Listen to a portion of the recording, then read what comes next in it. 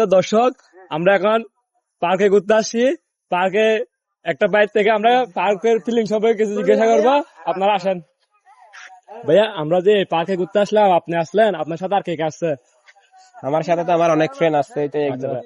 আচ্ছা ভাই, আপনারা যে এখানে আসছেন, আপনাদের এখানে এসে ফিলিংসটা কিরকম অনুভূতি হচ্ছে? ফিলিংস বলতে এক মুহূর্তে তো বোঝা যাচ্ছে তো ভালো লাগতেছে, কিন্তু আরেক মুহূর্তে কিন্তু অবস্থা খারাপ। কেমন ভাইয়া? পকেটে যখন টাকা থাকে সবাই মানে আনন্দ এনজয় করার জন্য অনেক জায়গায় গেছি না, বান্দরবান গেছি, রাঙ্গামাটি গেছি, কক্সবাজার গেছি, কিন্তু তখন তো পকেটের অবস্থা ভালো ছিল। এখন তো পকেটে এক টাকা নেই। এখানে আসছি কিন্তু দেখার মতো পরিবেশ, কিন্তু খাওয়ার মতো পরিবেশ নাই। কেন ভাইয়া, এখানে কি জিনিসপাতির দাম বেশি নাকি?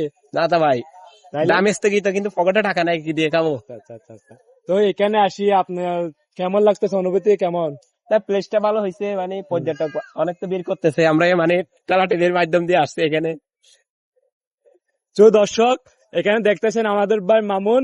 হ্যাঁ, ওনার ফিলিংসটা অত্যন্ত ভালো। আপনারা চাইলে এখানে ঘুরতে চলে আসতে পারেন।